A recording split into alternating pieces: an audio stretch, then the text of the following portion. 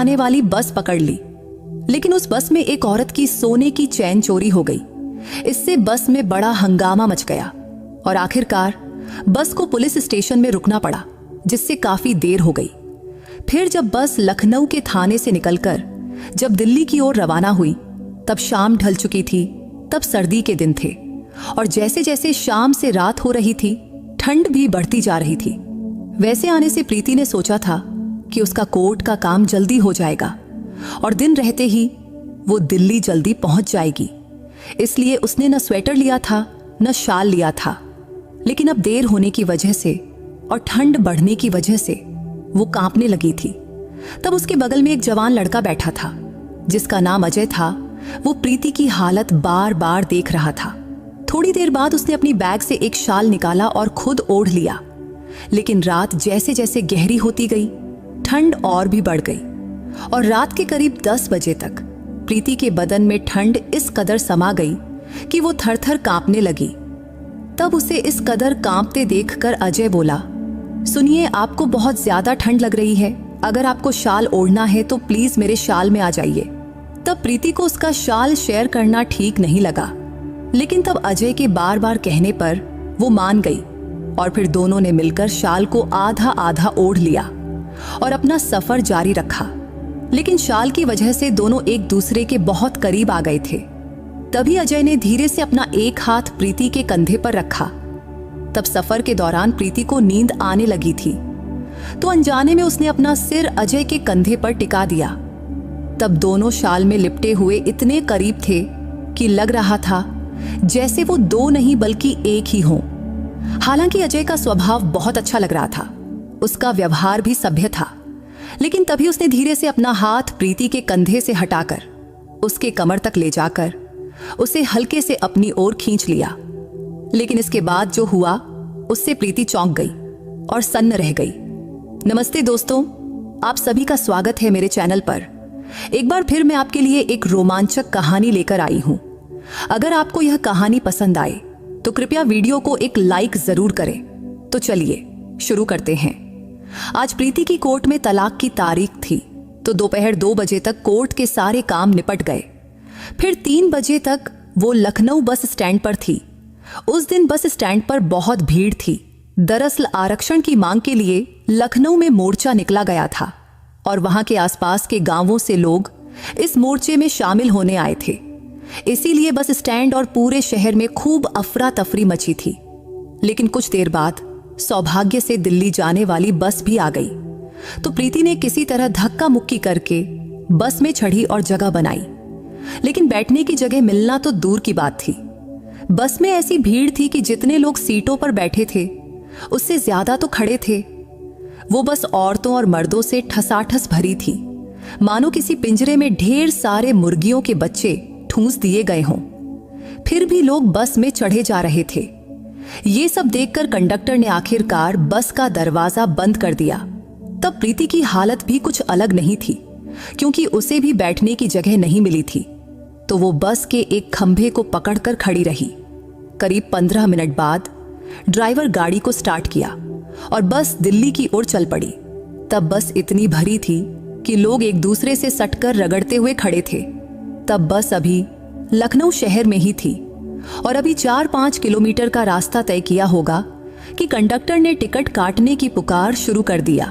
तब प्रीति बस के बीचों बीच खड़ी थी।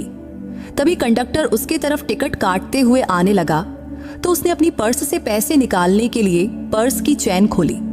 तभी उसका ध्यान पास की डबल सीट पर बैठी एक बूढ़ी औरत और उसके साथ बैठे एक जवान लड़के पर पड़ी। तब कुछ सीटों पर तो 3-3 लोग ठुसकर बैठे हुए थे, लेकिन इस सीट पर सिर्फ यही 2 लोग ही थे। तो प्रीति ने सोचा शायद ये लोग थोड़ी सी जगह देकर उसे बैठने दें। लेकिन बूढ़ी औरतें कैसी होती हैं ये तो आप सब जानते ही हैं। फिर भी जब प्रीति ने उस सीट की तरफ बढ़ी तो उस बूढ़ी औरत ने प्रीति की ओर गुस्से से देखा। तो प्रीति को लगा कि बूढ़ी औरत से जगह मांगने का कोई फायदा नहीं। तभी प्रीति अपने मन ही मन बोली, जाने दे प्रीति, बेकार का झमेला मोल लेना सही नहीं। तभी बस का कंडक्टर धीरे धीरे उसके पास टिकट काटते हुए आ रहा था।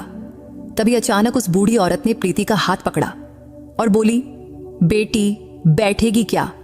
इतना कहकर वो बूढ़ी औरत थोड़ा सरक गई और अपने बगल में बैठे लड़के को खिड़की की ओर खिसकने को कहा।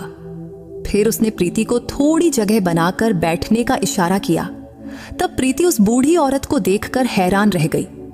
तब उसे समझ नहीं आया कि उस बूढ़ी औरत के मन में ये दया का भाव कहां से जागा, क्योंकि तब उसे तो यकीन ही नहीं था कि वो बूढ़ी औरत उसे जगह देगी। लेकिन वो बूढ़ी औरत ने जो किया वो प्रीति के अब तक के तजुर्बे और सोच से परे था। अब उस बूढ़ी औरत ने जगह दे दी तो प्रीति का मन खुशी से झूम उठा।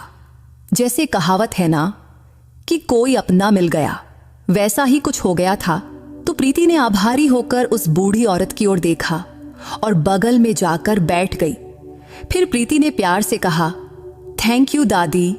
इस पर वो बूढ़ी औरत बोली, अरे बेटी, इसमें थैंक यू की क्या बात है? वैसे बेटी तेरा नाम क्या है? तो प्रीति ने कहा, दादी मेरा नाम प्रीति है। तो वो बूढ़ी दादी बोली, बहुत प्यारा नाम है तेरा, फिक्र मत कर, मैं तो पास के गांव में उतर जाऊंगी। वैसे तू कहाँ जा रही है? तो प्रीति ने कहा, दादी मुझे दिल्ली जाना है।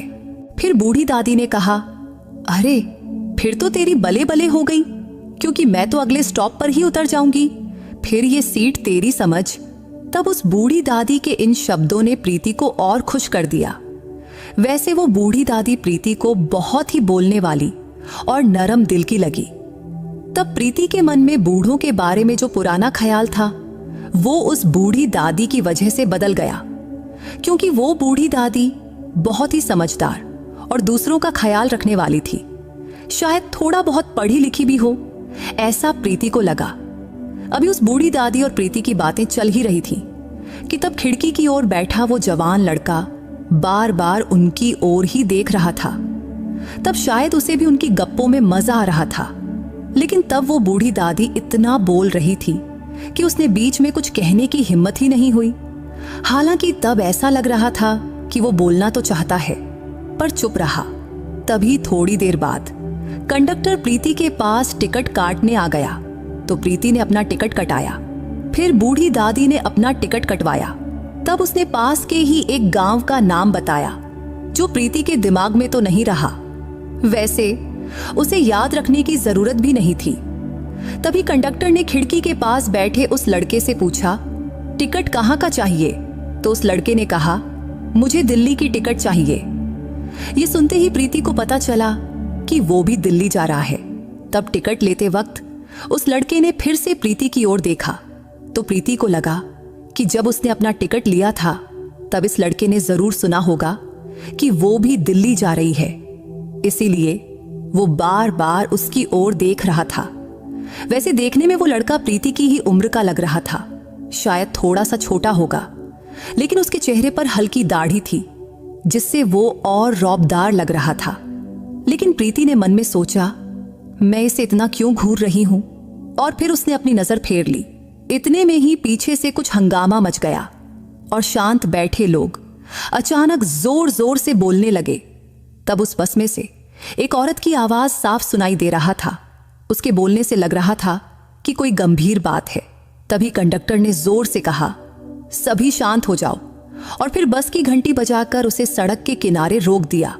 तभी प्रीति ने पीछे की सीट पर बैठी एक आंटी से पूछा, आंटी क्या हुआ, बस क्यों रुक गई?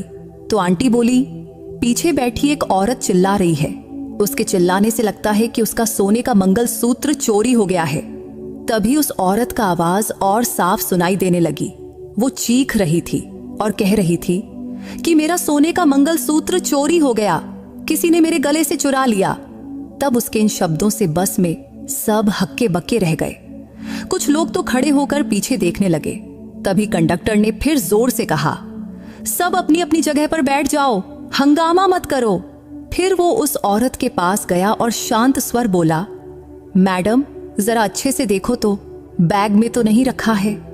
इस पर उस औरत ने घबराए हुए स्वर में कहा, नहीं साहब, सब देख लिया, मगर मंगलसूत्र मेरे गले में ही था, बस में चढ़ते वक्त भी था, लेकिन अब गायब है, पक्का किसी ने चुराया है।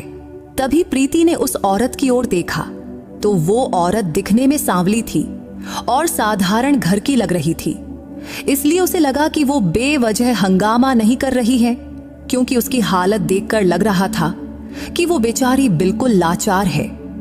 तब आसपास की कुछ औरतें उसे दिलासा दे रही थीं, बहन चिंता मत करो, तुम्हारा मंगलसूत्र मिल जाएगा। फिर कंडक्टर बोला, सभी शांत बैठो, मैं कुछ करता हूं। तब प्रीति के बगल में बैठी वो बूढ़ी दादी भी पीछे की ओर देख रही थी, लेकिन खिड़की की तरफ बैठा वो लड़का, वो तो सो गया था। तभी हंगामे की वजह से उसकी भी नींद खुल गई, तो उसने थोड़ा घबराया हुआ चेहरा बनाकर उस बूढ़ी दादी से पूछा, दादी क्या हुआ?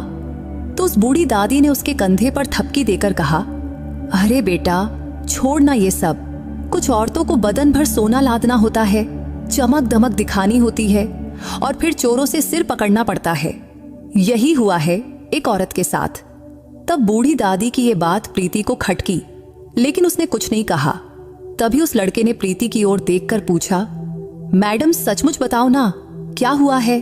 तो प्रीति बोली, पीछे बैठी एक आंटी का सोने का मंगलसूत्र गायब हो गया है, शायद चोरी हो गया है, इसीलिए वो इतना चिल्ला रही हैं। इस पर वो लड़का गंभीर नजरों से इधर उधर देखने लगा। बीच बीच में उसने प्रीति की ओर भी देखा, फिर बिना कुछ बोले सोच में डूब गया। इतने में कंडक्टर और ड्राइवर बस से उतर गए। उन्होंने सबको चेतावनी दिया कि सब लोग बस में ही बैठे रहो, कोई बाहर नहीं जाएगा। तब उन्होंने उस औरत को भी नीचे बुलाया। तब प्रीति खिड़की से ये सब देख रही थी। तब वो औरत बहुत घबराई हुई थी, क्योंकि वो अकेली थी, कोई उसके साथ नहीं था। तब उसकी हालत देखकर प्रीति को लगा कि वो बेचारी गरीब घर की होगी। वैसे भी उस औरत के बोलने से साफ था कि ये धक्का वो बर्दाश्त नहीं कर पा रही थी। तभी कंडक्टर ने पूछा, तुम्हारा मंगलसूत्र कितने ग्राम का था? तो वो औरत बोली, वो डोरी वाला था, उसमें कुछ सोने के मणके थे, कुल मिलाकर 10 तोले का था। ये सुनकर प्रीति ने मन ही मन हिसाब लगाया। अगर सोना 8,000 रुपये प्रति ग्राम भी माना जाए तो उस आंटी का नुकसान करीब 1 लाख से ज्यादा का हुआ। उधर वो बूढ़ी औरत बड़बड़ाती रही, क्या जरूरत है इतना सोना लाद कर बस में घूमने की, बारात निकली थी क्या? तब वो बूढ़ी औरत इतना जोर से बोली कि बस में सबको सुनाई दे गया। कई लोग उसकी बात पर ठहाके मारकर हंस भी पड़े। वहीं प्रीति को बूढ़ी दादी थोड़ी बड़बोली लग रही थी, लेकिन उसने उसे जगह दी थी, इसीलिए वो उसकी आभारी थी, इसीलिए वो उनको कुछ नहीं बोली। तब पास बैठा वो लड़का भी बूढ़ी दादी की बात सुनकर हंस पड़ा। तब हंसते वक्त वो बड़ा हैंडसम लग रहा था, लेकिन तभी प्रीति फिर से सोचने लगी, मैं इसे इतना क्यों देख रही हूं? तभी बस में एक और औरत जोर से चिल्लाई, मेरा मंगलसूत्र भी चोरी हो गया है, मेरी जिंदगी उजड़ गई, हाय राम। अब तो सब लोग हक्के बक्के रह गए। तभी कंडक्टर बस में चढ़ा और उस औरत से पूछा, तुम्हारा मंगलसूत्र कितने ग्राम का था? तो वो बोली, 8 तोले का था। इस पर कंडक्टर हैरानी से बोला, 8 तोले का? तभी बूढ़ी दादी ने धीरे से कहा, अब क्या, अब तो हाथ से निकल गया। तब ये बात सिर्फ प्रीति और वो लड़का ही सुना और दोनों गाल में गाल दबाकर हंस पड़े। तभी प्रीति ने भी अपने गले का मंगलसूत्र टटोला तो उसका मंगलसूत्र सही सलामत था। तो उसने मन ही मन भगवान का शुक्रिया अदा किया और सीधा बैठ गई। तभी कंडक्टर जोर से बोला, सब अपनी अपनी जगह पर शांत बैठो, ये बस अब सीधा पुलिस स्टेशन जाएगी, अब वहीं पंचनामा होगा। फिर वो पहली औरत जिसका मंगलसूत्र चोरी हुआ था वो भी बस में वापस आकर बैठ गई। फिर ड्राइवर अपनी सीट पर गया और बस चालू कर दिया। बस अब लखनऊ के पुलिस स्टेशन की ओर चल पड़ी। तभी प्रीति ने घड़ी देखी, तब 6:30 बज रहे थे। फिर कुछ ही देर में बस पुलिस स्टेशन के पास एक जगह रुक गई।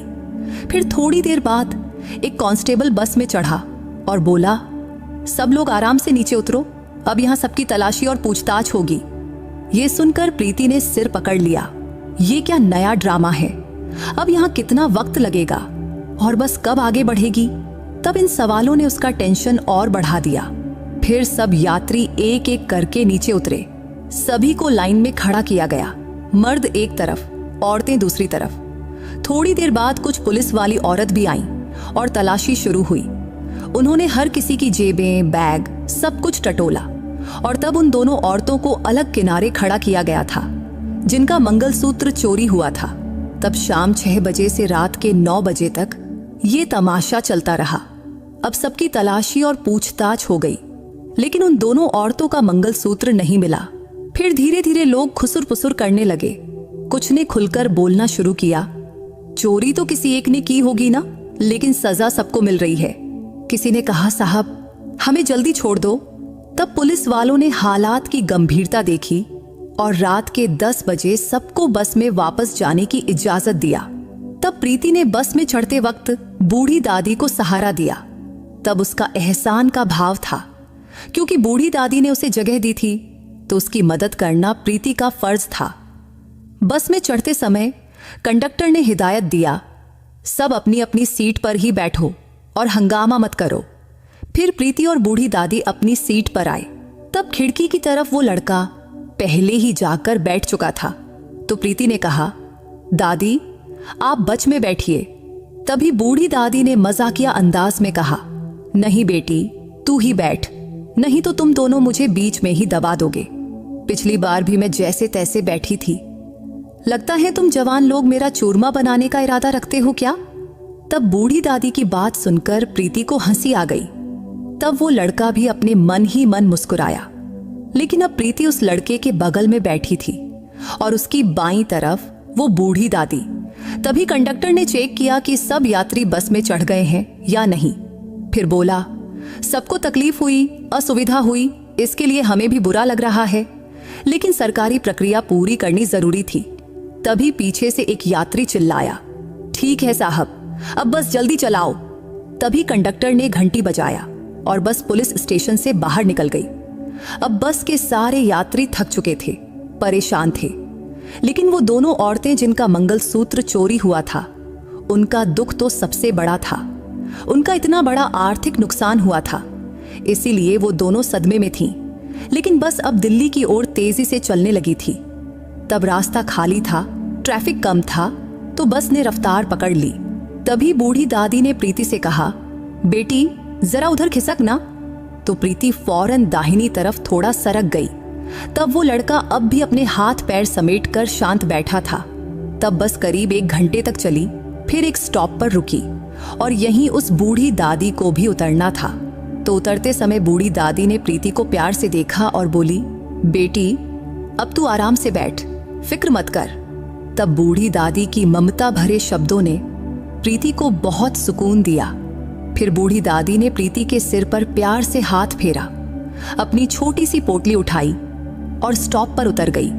तब बूढ़ी दादी का वो ममता भरा स्पर्श प्रीति को बहुत सुकून दे गया, जिससे पिछले कुछ घंटों की थकान और तनाव जैसे एक पल में गायब हो गया। तब बूढ़ी दादी के साथ कुछ और यात्री भी उतरे और बस फिर दिल्ली की ओर चल पड़ी। अब बस के अंदर की लाइटें सब बंद हो चुकी थी। तो प्रीति के बगल में बैठा लड़का अब थोड़ा खुलकर बैठा था। तभी प्रीति का कंधा हल्के से उसके कंधे से टकराया और तभी बस ने और रफ्तार पकड़ी तो हलचल थोड़ी बढ़ गई।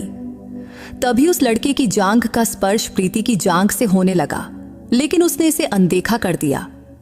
तब उस लड़के ने खिड़की खुली रखा था, जिससे ठंडी हवा अंदर आ रही थी, लेकिन प्रीति को वो हवा बर्दाश्त नहीं हो रही थी।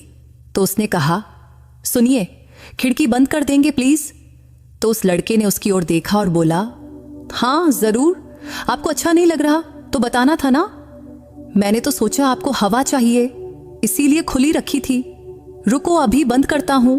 फिर उसने खिड़की बंद किया और माहौल थोड़ा शांत हो गया।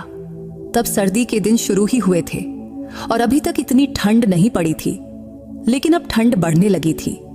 हालांकि कुछ यात्रियों ने खिड़कियां खुली रखी थीं, जिससे बस में ठंडी हवा जोरों से चल रही थी। तभी प्रीति के मन में आया, सबको बोल दे खिड़कियां बंद करो, ठंड लग रही है। लेकिन वो कोई कलेक्टर थोड़े ही थी कि सब उसकी बात मान ले, सो वो चुप रही। फिर थोड़ी देर बाद वो लड़का खड़ा हुआ और उसने ऊपर रखा अपना बैग निकाला और उसमें से एक शाल निकाला और बैग वापस ऊपर रखकर नीचे बैठ गया। फिर उसने शाल अपने चारों ओर लपेट लिया। तब प्रीति उसे देखती रही। तब उसने भी अपने मन में सोचा, काश मैं भी शाल लाई होती, लेकिन बेकार में बैग का बोझ क्यों उठाना। वैसे भी रात 9-10 बजे तक तो दिल्ली पहुंच ही जाती, लेकिन पुलिस स्टेशन में बस रुकने की वजह से वक्त बर्बाद हो गया था।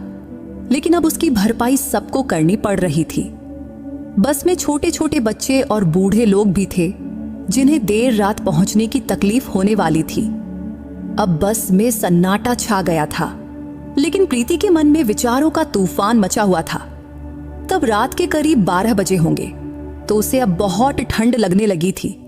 तभी बस नदी किनारे रुकी और कंडक्टर ने जोर से कहा, अगले 20 मिनट यहीं रुकेंगे, जिसे चाय पानी करना है वो फटाफट निपटा ले। तब प्रीति के लिए ये मौका था गरम चाय पीकर ठंड भगाने के लिए, तो वो फौरन बस से उतर गई। तब कई यात्री नीचे उतरे तो कुछ बस में ही रहे। फिर प्रीति नदी किनारे एक बेंच पर बैठी और चाय मंगवाई। फिर गरम चाय पीते हुए उसके शरीर में थोड़ी गर्मी आई। तब पास ही थोड़ी दूर पर वो लड़का भी खड़ा था। तभी प्रीति ने उसे देखकर पूछा, सुनिए, आपने चाय नहीं ली? इस पर वो हंसकर बोला, हाँ ले रहा हूं, मंगवाया हूं, अभी लाएंगे। फिर थोड़ी देर बाद वेटर ने उसकी चाय भी लाकर दिया। तब प्रीति के बगल में थोड़ी जगह खाली थी, तो उसने नम्रता से कहा, अगर आप चाहें तो यहां बैठ सकते हैं। इस पर उस लड़के ने हल्के से मुस्कुराकर प्रीति को थैंक यू कहा और उसके बगल में बैठ गया। फिर दोनों ने मिलकर चाय खत्म किया। चाय पीते वक्त उस लड़के ने पूछा, आप भी दिल्ली जा रही हैं ना? तो प्रीति बोली, हाँ दिल्ली ही जा रही हूं। तभी बस मिनट का ब्रेक खत्म हुआ तो सारे यात्री बस में वापस चढ़ने लगे। तो प्रीति भी बस में चढ़ गई और खिड़की की साइड जाकर बैठ गई। तभी उस लड़के ने भी उसके पीछे पीछे बस में चढ़ा।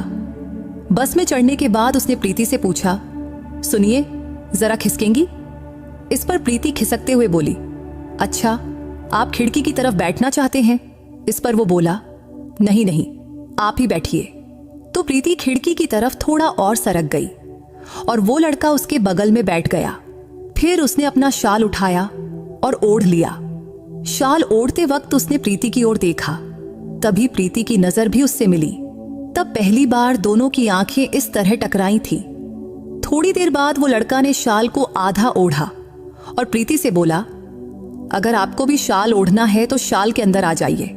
इस पर प्रीति हंसकर बोली, अरे नहीं नहीं, मुझे इतनी ठंड नहीं लग रही, चाय पी ली है, अब ठीक हूं, लेकिन पूछने के लिए शुक्रिया। इस पर उसने हंसा और अपनी शाल को अच्छे से ओढ़ लिया। तभी बस फिर से चल पड़ी। अब भी दोनों एक दूसरे के बिल्कुल करीब बैठे थे। तभी प्रीति के दिमाग में विचार चलने लगे, रात को स्टॉप पर उतरकर घर कैसे पहुंचूंगी? तभी उस लड़के ने बोला, आपने देखा क्या? तभी प्रीति घबराकर बोली, क्या? तो वो बोला, वो पीछे बैठी आंटी जिसका मंगलसूत्र चोरी हुआ है, वो कितनी दुखी है, उसका चेहरा एकदम उदास हो गया है। और वो आगे बैठी आंटी जिसका भी मंगलसूत्र चोरी हुआ है, लेकिन उसके चेहरे पर जरा भी फिक्र नहीं दिख रही है। इस पर प्रीति ने कहा, मतलब आप क्या कहना चाहते हैं? समझ नहीं आया। तो वो लड़का प्रीति के थोड़ा करीब आया और धीमी आवाज में बोला, मुझे लगता है कि वो आगे वाली आंटी ही चोर हो सकती है। उसी ने पीछे वाली आंटी का मंगलसूत्र चुराया होगा और खुद नाटक रच लिया कि उसका भी मंगलसूत्र गायब है। ये सुनकर प्रीति हैरान रह गई, क्योंकि तब उस लड़के के इस अनुमान ने उसे चौंका दिया था। फिर उसने उस लड़के की ओर देखकर कहा, सचमुच ये बात तो किसी ने सोची ही नहीं। पुलिस को भी उस आंटी की अच्छे से जांच करनी चाहिए थी। तभी उस लड़के ने सिर हिलाते हुए कहा, हाँ, और अगर इनका सचमुच कुछ गायब हुआ होता तो उसके चेहरे पर वो दुख दिखता, लेकिन वो तो बिल्कुल बेफिक्र लग रही है। तब प्रीति ने भी उस लड़के की बात का समर्थन किया और मन में सोचने लगी कि सचमुच पुलिस ने सबकी तलाशी ली, लेकिन शायद इन दोनों की जांच नहीं किया, इसलिए कहीं इस लड़के का अंदाजा सही तो नहीं। फिर थोड़ी देर दोनों चुप रहे। तब बस तेज रफ्तार से दौड़ रही थी, लेकिन अब प्रीति को फिर से ठंड लगने लगी थी। तभी उस लड़के ने पूछा, आपका नाम क्या है? तो प्रीति के मन में सवाल उठा, ये मेरा नाम क्यों पूछ रहा है? लेकिन फिर उसने सोचा, शायद बस में बैठे बैठे बोर हो गया होगा, तो उसने जवाब दिया, मेरा नाम प्रीति है। नाम सुनते ही वो लड़का बोला, अच्छा, बड़ा प्यारा नाम है आपका। इधर अब प्रीति को भी उसका नाम जानने की उत्सुकता हुई, तो उसने पूछा, आपका नाम क्या है? इस पर वो हंसकर बोला, मेरा नाम अजय है। थोड़ी देर बाद अजय फिर बोला, सुनिए, ये शाल ले लीजिए ना, मुझे लगता है आपको इसकी बहुत जरूरत है एल, क्योंकि आपको ज्यादा ठंड लग रही है। इस पर प्रीति ने कहा, अरे नहीं, आप ही ओढ़ लीजिए, आप मुझे अपनी शाल दे देंगे तो फिर आप क्या ओढ़ेंगे? इस पर अजय हल्के से हंसा और बोला, कुछ नहीं, लेकिन मैं मैनेज कर लूंगा। लेकिन प्रीति को उसकी शाल लेना ठीक नहीं लगा, हालांकि उसे जरूरत थी, तो वो थोड़ा हिचकिचाई। लेकिन अजय बार बार आग्रह करता रहा, अरे ले लीजिए ना। तब उसके जिद करने पर प्रीति ने शाल ले ली और कंधों पर डाल ली। शाल ओढ़ते ही उसे थोड़ा सुकून मिला। वैसे शाल पतली थी, लेकिन कॉटन की थी, तो ठंड थोड़ी कम लगने लगी। वैसे अब भी अजय प्रीति के पास ही बैठा था और अब रात के 1 बज चुके थे, तो यात्रियों को सोने के लिए बस के अंदर की लाइटें बंद थीं। सिर्फ 2 छोटी लाइटें जल रही थीं, जिनसे हल्का हल्का उजाला फैला था। उस रोशनी में सबके चेहरे धुंधले दिख रहे थे। तभी प्रीति ने खुद ही अजय से कहा, सुनिए, आपको भी तो ठंड लग रही होगी, तो ये शाल हम दोनों शेयर कर लें। आगे वो बोली, चलो आधा आधा बांट लेते हैं, आधा आप ओढ़ लो और आधा मैं। ये सुनकर अजय थोड़ा हैरान हुआ, लेकिन कुछ बोला नहीं। तभी प्रीति ने शाल का आधा हिस्सा उसकी तरफ किया, तो अजय ने शाल का एक कोना अपने कंधे पर लिया और दूसरा कोना प्रीति ने पकड़ा। लेकिन शाल इतनी बड़ी नहीं थी कि दोनों दूर दूर बैठकर खुद कर ढक सकें, इसीलिए उन्हें और करीब बैठना पड़ा। तो अब दोनों बिल्कुल सटकर बैठे थे, जिससे प्रीति की जांघ अजय की जांघ से पूरी तरह टच हो रही थी। तब आसपास के यात्री भी अपनी अपनी शालों या स्वेटर में लिपटे हुए थे और अब प्रीति भी अजय के बिल्कुल करीब बैठी थी। हालांकि ये हालात उसे थोड़े अटपटे लग रहे थे, क्योंकि अजय एक अजनबी था जिससे वो पहली बार मिली थी और अब उसे उसके साथ इतने करीब बैठना पड़ रहा था। लेकिन अजय की बातों, हाव भाव और व्यवहार से वो भरोसेमंद लग रहा था। तब बस चलती रही। अजय का कंधा अब प्रीति के कंधे से टच हो रहा था और उसका कोहनी उसके पेट के पास छू रहा था। फिर भी अजय का व्यवहार बहुत सभ्य था। वो बड़े सावधानी से बैठा रहा, जैसे मानो कोई गलती न हो जाए। तब शाल की वजह से दोनों की देह की गर्मी एक दूसरे तक पहुंच रही थी, जिससे ठंड थोड़ी कम हो रही थी। तब दोनों काफी देर से बिना हिले डुले एक ही जगह बैठे रहे, जिससे उनके हाथ पैर अकड़ गए थे। तब अजय प्रीति की बाईं तरफ था और प्रीति उसकी दाईं तरफ। वैसे इंसान की आदत होती है इधर उधर हाथ पैर हिलाने की, थोड़ा हटने खटने की। आखिर इंसान भी तो पहले बंदर ही था ना। इसलिए प्रीति ने अपना बायां हाथ हिलाया और अकड़े हुए हाथ को थोड़ा ढीला करने की कोशिश की। फिर वो हंसकर अजय से बोली, हाय, ये हाथ तो भारी हो गया है। तभी अजय ने भी अपना दायां हाथ हिलाया, थोड़ा पीछे खींचा और धीरे से बोला, अब अच्छा लग रहा है ना? इसलिए प्रीति ने सिर हिलाया और खिड़की की तरफ देखने लगी। तभी अजय ने अपना दायां हाथ अपने छाती के ऊपर से प्रीति की पीठ के पीछे रखा। क्योंकि सीट थोड़ी ऊंची थी, तो उसका हाथ मुश्किल से वहां तक पहुंच रहा था। कुछ देर उसने हाथ वैसे ही रखा, लेकिन अचानक उसका हाथ सीट से फिसला और सीधा प्रीति के कंधे पर आ गिरा, जिससे प्रीति थोड़ा चौंकी। तो अजय ने फौरन कहा, सॉरी, गलती से बैलेंस बिगड़ गया। इस पर प्रीति हंसकर बोली, कोई बात नहीं, हालात ही ऐसे हैं। इस बात पर अजय भी शरारती अंदाज में हंसा, फिर बेझिझक बोला, तो ये हाथ ऐसे ही रखूं? इस पर प्रीति एक पल चुप रही, फिर धीमी आवाज में बोली, हाँ रख लीजिए, कोई दिक्कत नहीं। फिर अजय ने अपना दायां हाथ हल्के से प्रीति के कंधे पर रखा। तब प्रीति के बाल जूड़े में बंधे थे, तो उसकी पीठ खुली थी, तो अजय के हाथ की गर्मी उसके कंधे और पीठ पर महसूस हो रही थी, जिससे धीरे धीरे शाल में बैठी हुए प्रीति को अच्छा लगने लगा। लेकिन अजय में एक समझदारी थी कि उसने अपना हाथ बस रखा ही रखा, कुछ हरकत नहीं किया। तब कुछ देर बाद प्रीति का हाथ भी अनजाने में अजय की जांघ पर चला गया। तभी उसने अजय के चेहरे की ओर देखा। तब अजय भी उसे देख रहा था। तब एक पल के लिए दोनों की नजरें टकराईं, लेकिन प्रीति ने फौरन अपनी नजरें फेर ली और खिड़की की तरफ देखने लगी। हालांकि अब ठंड बढ़ गई थी, लेकिन ठंड से ज्यादा चेहरे पर ठंडक और मन में उठ रही हलचल महसूस हो रही थी। इधर ज्यादा रात होने की वजह से प्रीति की आंखों पर नींद का असर होने लगा। फिर भी वो कोशिश कर रही थी कि वो अपनी आंखें खुली रखे, लेकिन नींद अपने आप आंखों पर चढ़ रही थी। फिर कुछ ही पलों में उसका सिर अजय के कंधे पर जा गिरा। फिर झटके से उसे होश आया और वो फौरन सीधी बैठ गई। तब अजय धीरे से हंस रहा था। फिर बोला, अगर नींद में हो तो सिर मेरे कंधे पर रखने में कोई दिक्कत नहीं। इस पर प्रीति थोड़ा झेप कर उसकी ओर देखने लगी। तब अजय के चेहरे पर एक अलग सी चमक थी। तब उसकी नजरें जैसे कह रही थीं कि वो भरोसेमंद है। हालांकि प्रीति को पता था कि वो अजनबी है, लेकिन फिर भी अनजाने में उसने अपना सिर अजय के कंधे पर टिका दिया और कुछ ही पलों में उसे नींद आ गई। फिर थोड़ी देर बाद अचानक बस की रफ्तार कम हुई तो प्रीति को लगा जैसे किसी ने उसे हिलाया। तो उसने आंखें खोली तो देखा कि उसका हाथ अजय की जांघ पर पड़ा था और अजय हल्के से उसका हाथ हिला रहा था। तब उसका स्पर्श इतना नरम था कि प्रीति के बदन में एक अजीब सी लहर दौड़ गई।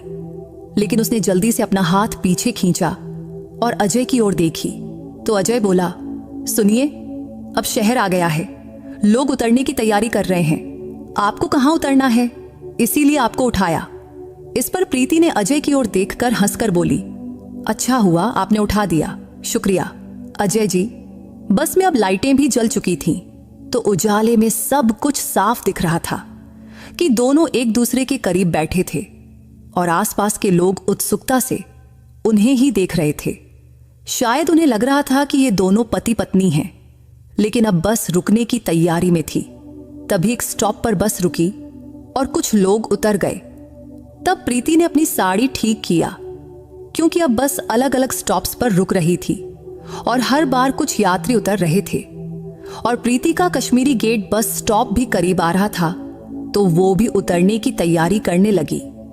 अब वो अपनी बैग निकालने के लिए ऊपर उठने की कोशिश कर रही थी, लेकिन दोनों शाल में लिपटे थे तो उठना आसान नहीं था।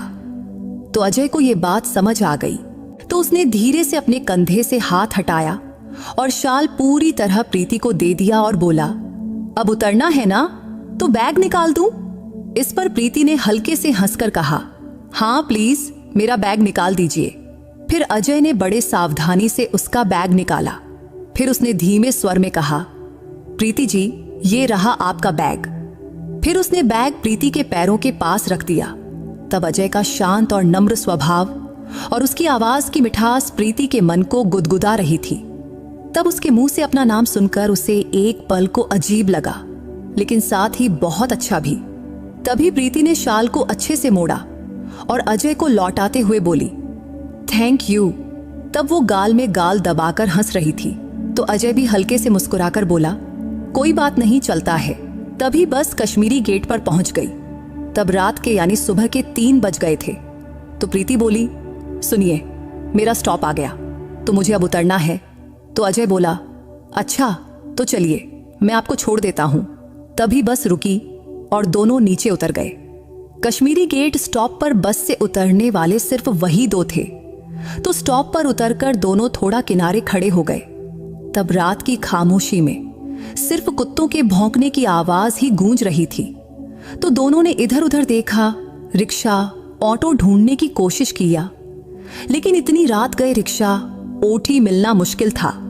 तब वही खड़े हुए 15 मिनट बीत गए, पर एक भी रिक्शा या ऑटो नहीं दिखी। तो प्रीति थोड़ी बेचैन होकर अजय के करीब गई और बोली, देखिए, अभी तक रिक्शा या ऑटो नहीं मिला, अब क्या होगा? तो अजय ने शांत स्वर में कहा, चिंता मत करो, थोड़ा और इंतजार करते हैं। तभी प्रीति ने पूछा, आपको कहाँ जाना है? तो वो बोला, मेरा घर यहीं पास में ही है, मैं पैदल चला जाऊंगा। इस पर प्रीति ने कहा, तो फिर आप यहाँ क्यों रुके हैं? इस पर अजय हल्के से हंसकर बोला, आपके लिए, आपको रिक्शा मिल जाए तब मैं चला जाऊंगा। तब उसके इस जवाब ने प्रीति के मन में एक सुकून भरी लहर दौड़ा दी। फिर वो बोली, आपका बहुत बहुत शुक्रिया।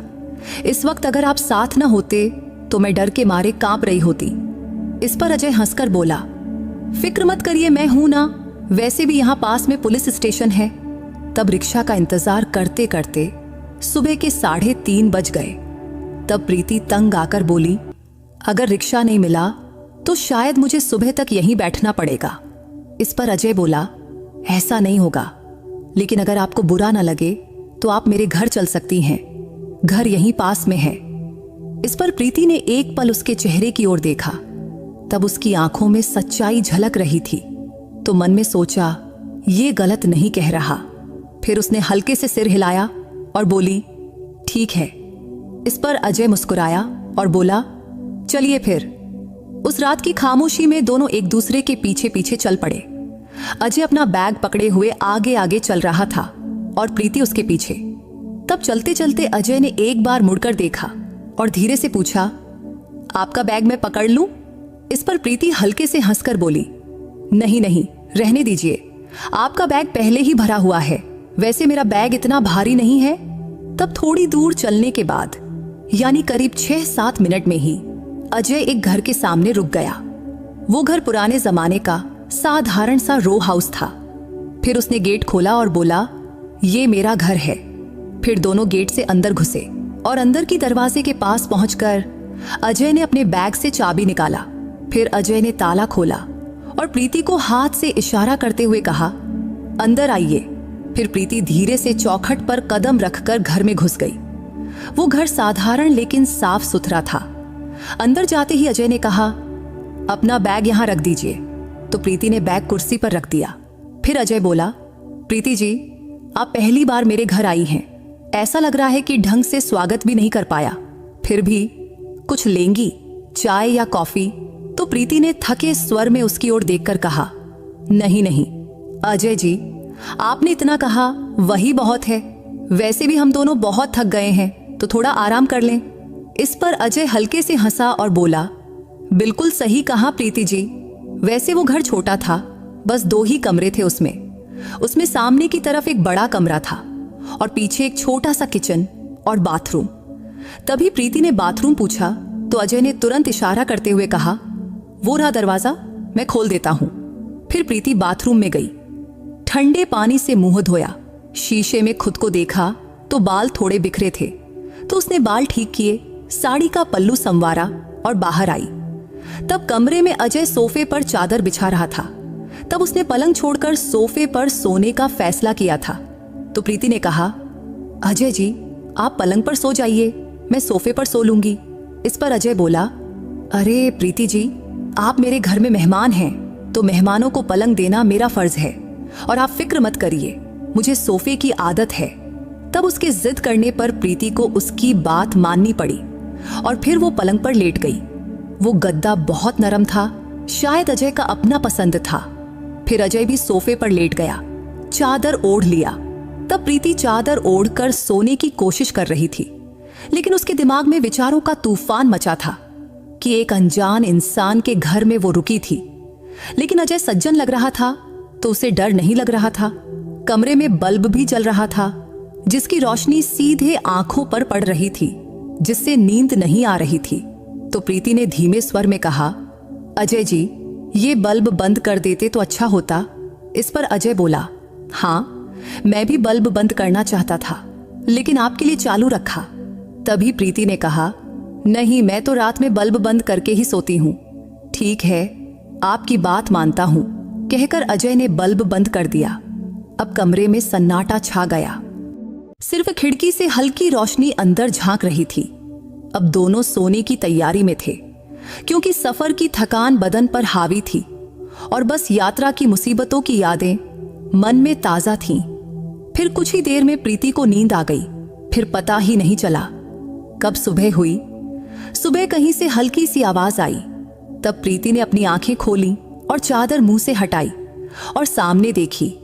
तभी अजय हंसकर बोला, गुड मॉर्निंग। तो प्रीति थोड़ा घबराकर बोली, गुड मॉर्निंग। तब उसने अजय की ओर देखा तो उसने कपड़े बदल लिया था और एक फिटिंग वाला टी शर्ट पहना था, जो उसके सुदृढ़ शरीर को और आकर्षक बना रहा था, और उसका लंबा चौड़ा कद उसे और भी सुंदर दिखा रहा था। तो प्रीति कुछ पल तो उसे देखती ही रही, फिर खुद को संभाली। तभी अजय बोला, आप फ्रेश हो लीजिए, तब तक मैं चाय बनाता हूँ। फिर प्रीति बाथरूम गई। वहां लाल दंत मंजन और कोलगेट रखा था। हालांकि उसके पास ब्रश नहीं था, तो उसने उंगली से दंत मंजन लगाकर दांत साफ किया, मुंह धोया, फिर शीशे में देखकर बाल ठीक किया और बाहर आई। बाहर आते ही किचन से चाय और दूध की खुशबू आ रही थी, तो प्रीति जाकर सोफे पर बैठी और अपने बैग की ओर देखी। तो बैग वैसे ही था जैसा रात में छोड़ा था, तो अब वो वापसी की तैयारी में थी। तभी अजय किचन से बाहर आया। तब उसके हाथ में चाय का 2 कप था। उसने कप प्रीति के सामने रखते हुए कहा, लीजिए प्रीति जी, अदरक वाली गर्मा गर्म चाय, इससे ताजगी आ जाएगी। इस पर प्रीति बोली, अरे आपने क्यों तकलीफ किया?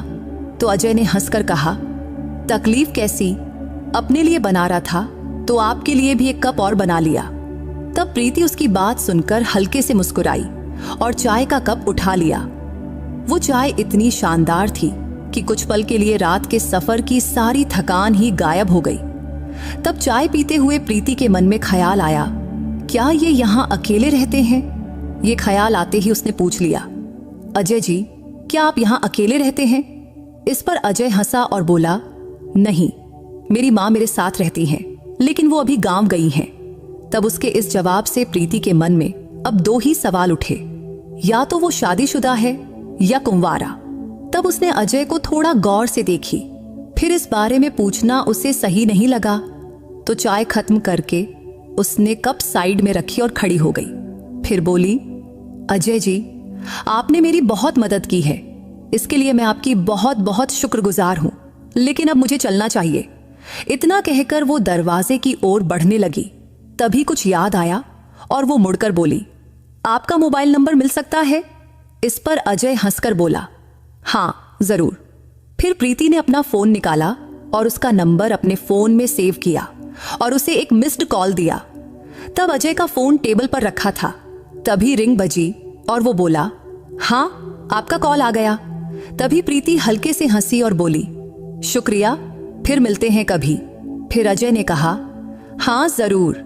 फिर प्रीति घर से बाहर निकली, ऑटो पकड़ी और अपने घर पहुंच गई। घर पहुंचते ही उसकी मां ने पूछा, कहाँ थी तू? कितने फोन किए, तूने उठाया नहीं और वहां से भी कुछ बताया नहीं। इस पर प्रीति हंसकर बोली, मां, सफर में थोड़ा गड़बड़ हो गया था, लेकिन मैं बिल्कुल ठीक हूं, फिक्र मत करो। फिर वो घर में गई, फ्रेश हुई और अपने कामों में लग गई। अब अजय से मिले 5 दिन बीत चुके थे, लेकिन उसका अच्छापन और सभ्यता बार बार प्रीति के मन में घूम रहा था। तब कहीं ना कहीं उसे एक उम्मीद थी कि अजय उसे एक बार फोन तो जरूर करेगा, लेकिन उसने ऐसा कुछ नहीं किया। जबकि उसका शांत और सौम्य स्वभाव प्रीति को और ज्यादा आकर्षित कर रहा था। तो छठे दिन सुबह प्रीति से रहा नहीं गया, तो उसने खुद ही अजय को फोन किया। तब पहली बार फोन का रिंग लंबा बजा, लेकिन उसने उठाया नहीं।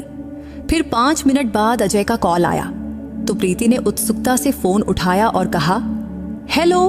तो उधर से अजय की शांत लेकिन मधुर आवाज आई, हेलो प्रीति जी, आप कैसी हैं? तब उसकी आवाज में थोड़ा सा घबराहट थी, शायद उसे प्रीति के फोन की उम्मीद नहीं थी। तो प्रीति ने फटाफट जवाब दिया, आपकी याद आई तो फोन किया। इस पर अजय धीरे से बोला, अच्छा, बहुत अच्छा किया। फिर उनकी बातें शुरू हो गईं। क्या बोले, कैसे बोले, पता ही नहीं चला, क्योंकि गपशप इतनी रंगीन थी कि रुकने का नाम ही नहीं ले रही थी। तभी प्रीति के फोन पर दूसरी तरफ से वकील का कॉल आने लगा, तो उसने अजय से कहा, सुनिए, मेरा एक जरूरी कॉल आ रहा है। इस पर अजय बोला, कोई बात नहीं।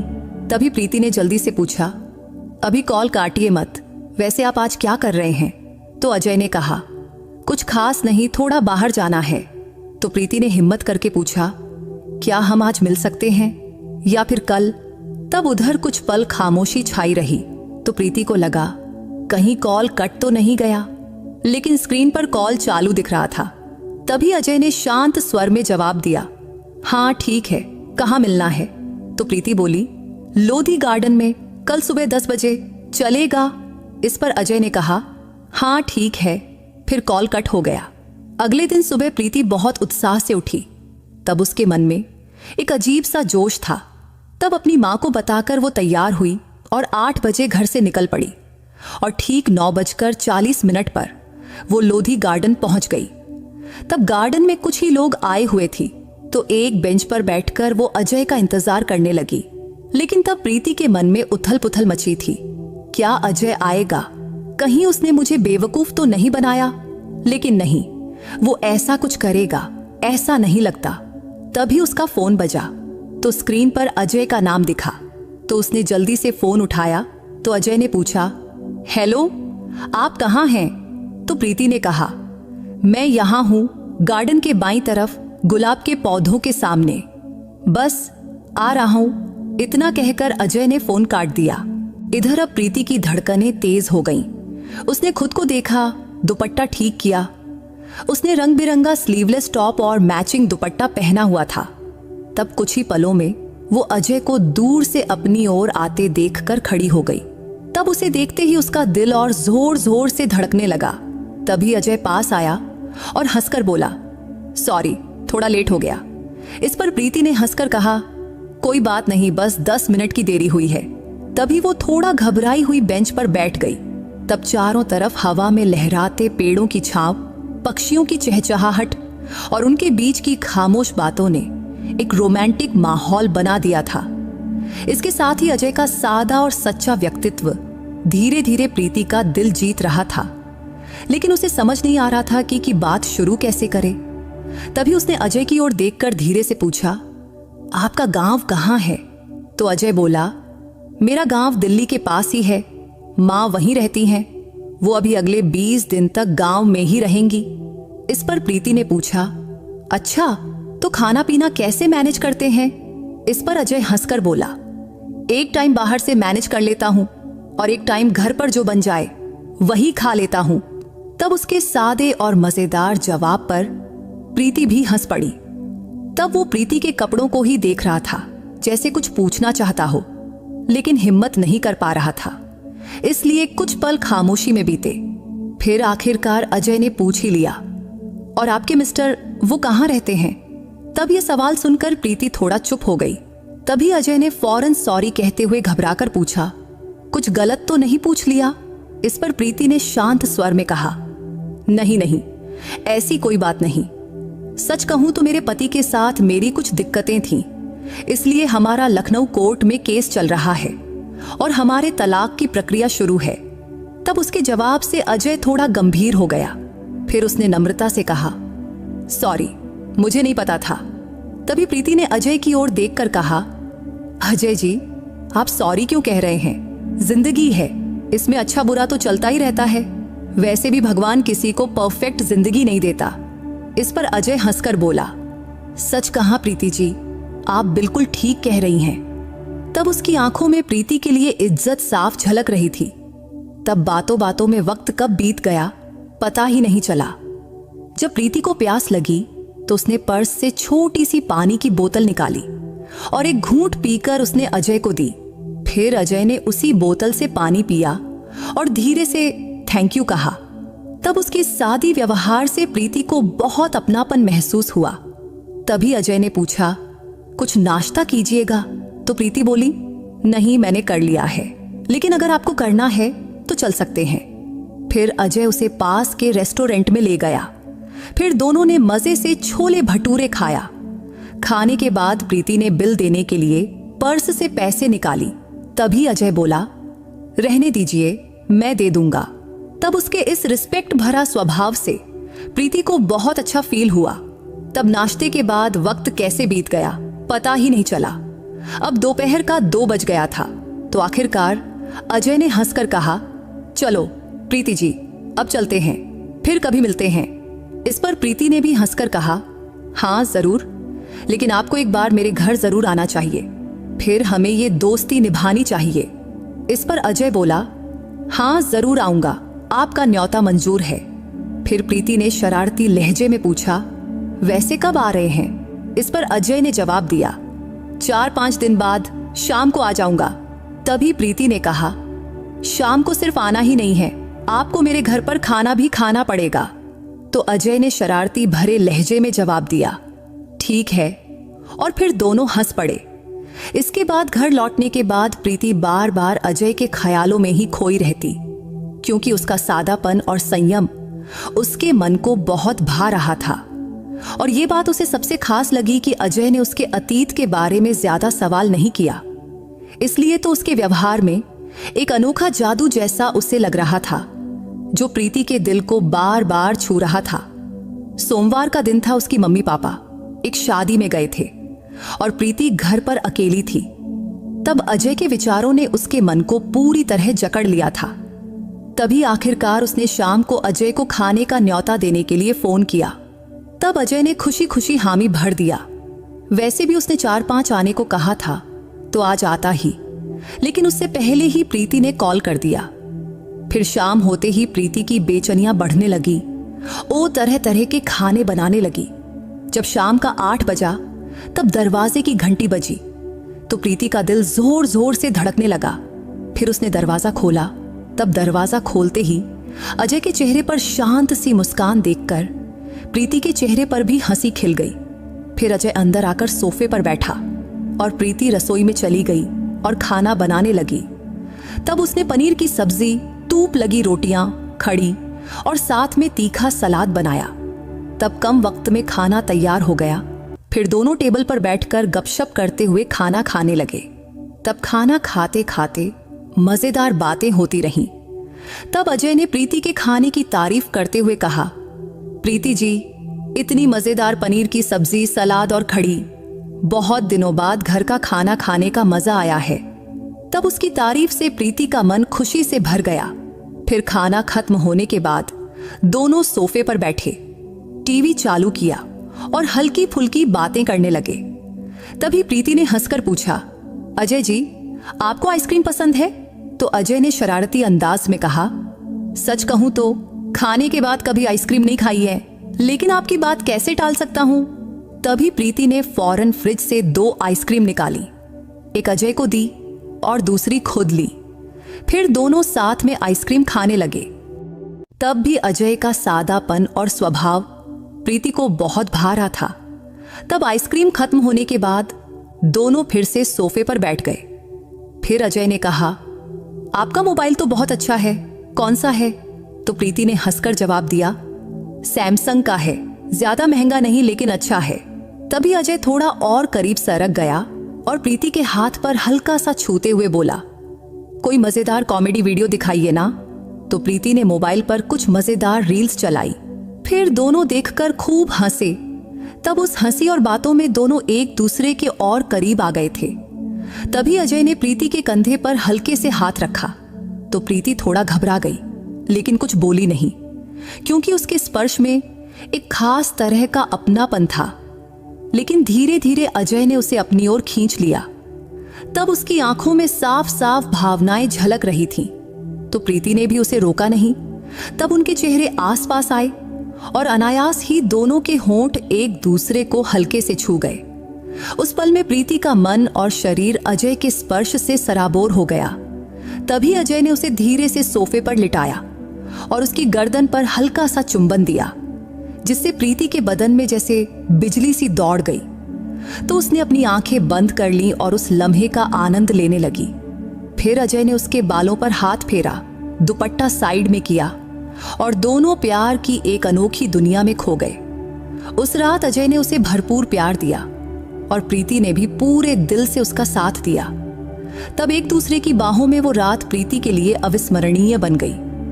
सुबह जब प्रीति की आंख खुली तो अजय उसके पास ही था।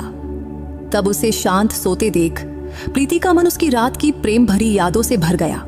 फिर वो उठी, कपड़े ठीक की, नहाई और नाश्ता तैयार किया।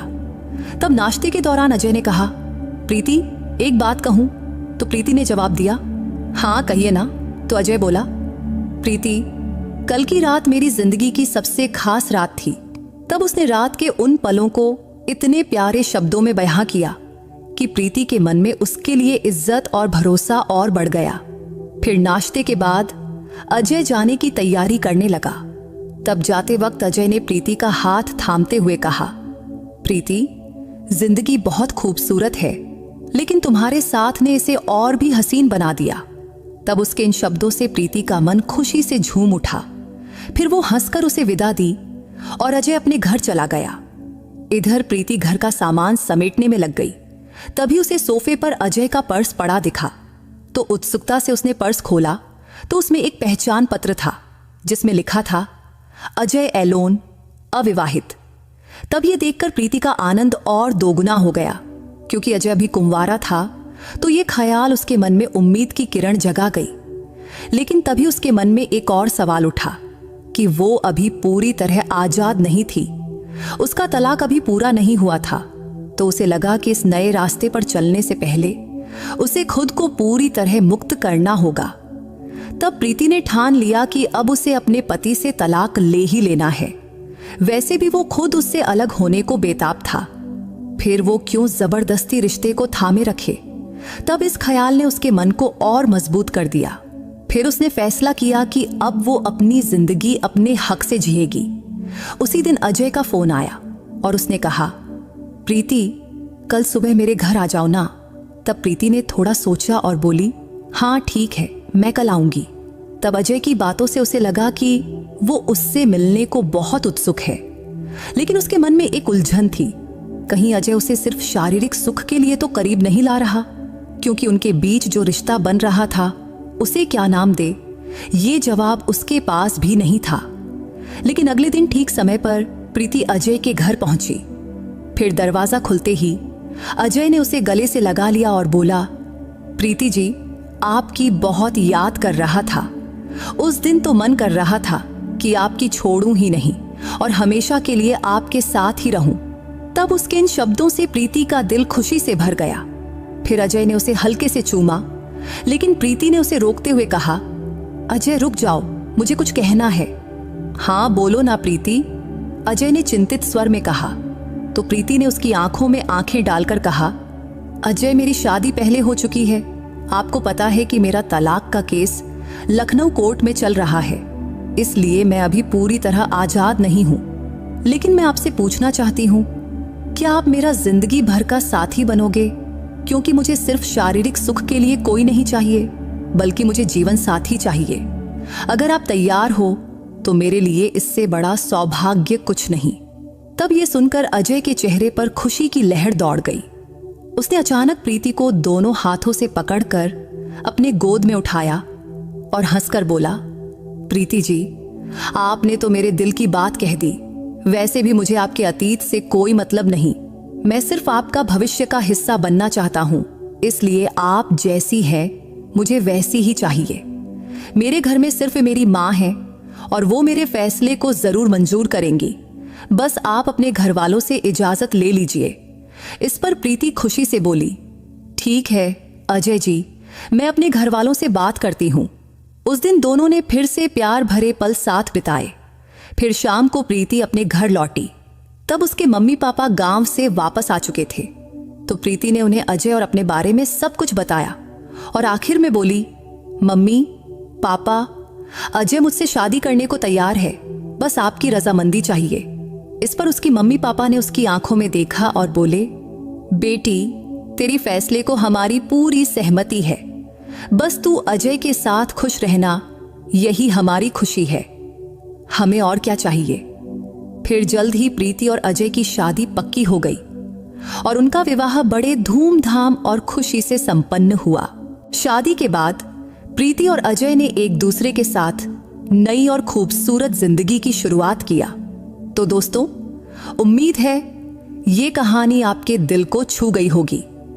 अगर आपको प्रीति की ये कहानी पसंद आई हो तो इस वीडियो को लाइक और चैनल को सब्सक्राइब करना मत भूलना। फिर किसी नई कहानी में मुलाकात होगी। बाय।